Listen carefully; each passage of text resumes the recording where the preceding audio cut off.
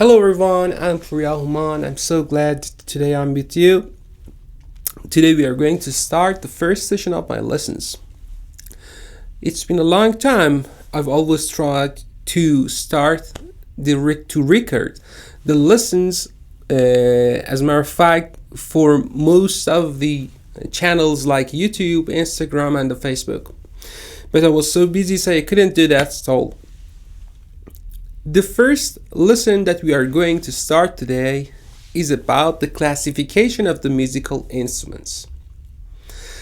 What that is really important is about that is that we classify and categorize the instruments into four main groups.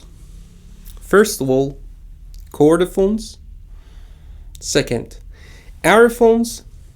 Third, membraphones. And fourth, idiophones. What is so important about all these categories of instruments is that how we resonate or make them sound. For example, when we talk about the chordophones, it is because of that when we make sound in some instruments of these categories, we resonate the strings and we make them sound with resonating the strings. We can, for example, categorize them into two groups. First, the plucked ones that we resonate them and we make them sound with something like a pluck. There's an instrument we can see in some instruments like guitars, and sometimes in instruments like sitar that we use our nail as the pluck. The second group, we can say, for example, they make sounds with a bow.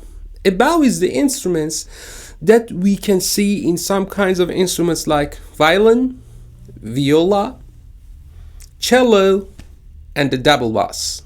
And also some Iranian forms of these instruments, that is kamanche and gaychak. The second group is the aerophones. Aerophones, we make them sound with the air stream. That I will tell you later in the classification of the instruments furthermore. The third group, that is the membraphones, they are mostly covered with skin. That in future lessons I will tell you about the frame drums. I will categorize them and I will tell you the other divisions. And the fourth group are the idiophones. The idiophones are those instruments that we make them sound mostly with hitting them together, like the cymbals family, that I will also categorize them furthermore.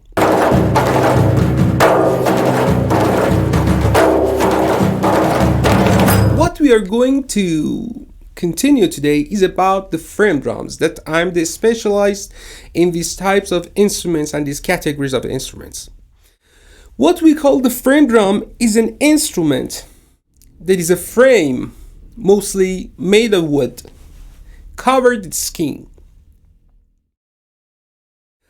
In this family, the parts of the instruments are very important, that I go to categorize them and tell you all the parts that they are contained in a frame drum.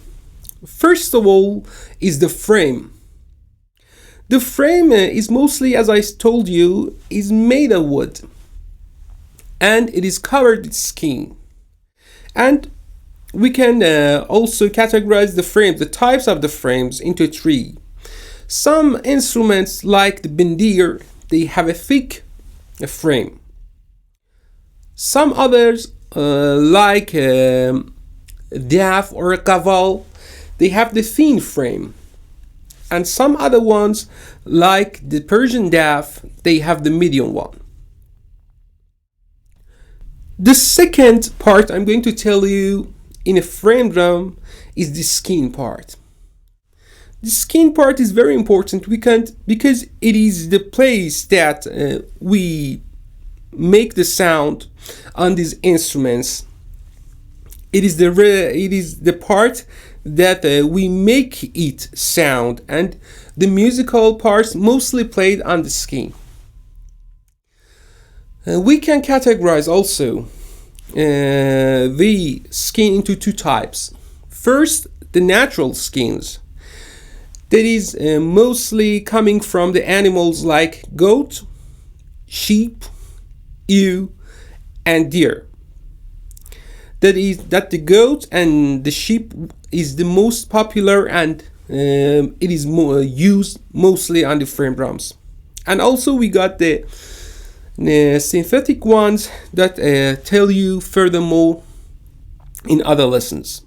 Frame drums, as I told you, are very, very popular instruments around the globe. We can see these instruments in India, in North America as the Indians play, and also in the North Africa. The other part that I wanted to tell you is about the jingle part, as I call. The jingle part is a part that makes the boost sound, and it exists in some instruments and it doesn't exist in the other ones.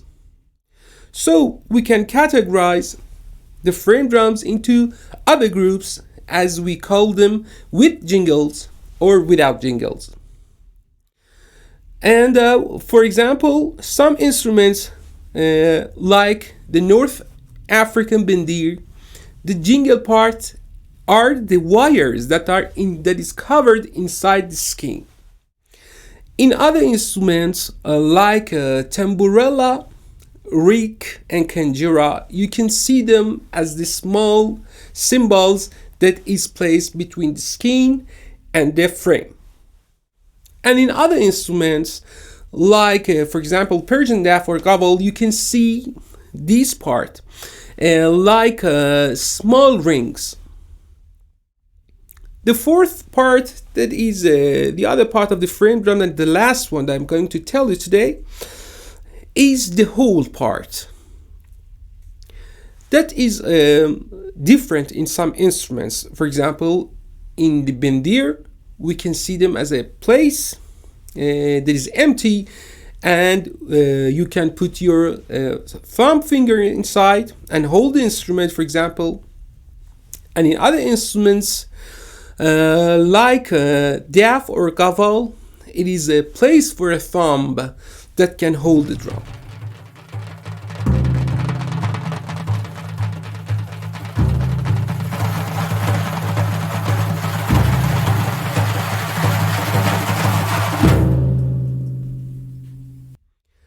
Okay, today I finished for the classification of the instruments, and I will see you in the second lesson with more lessons.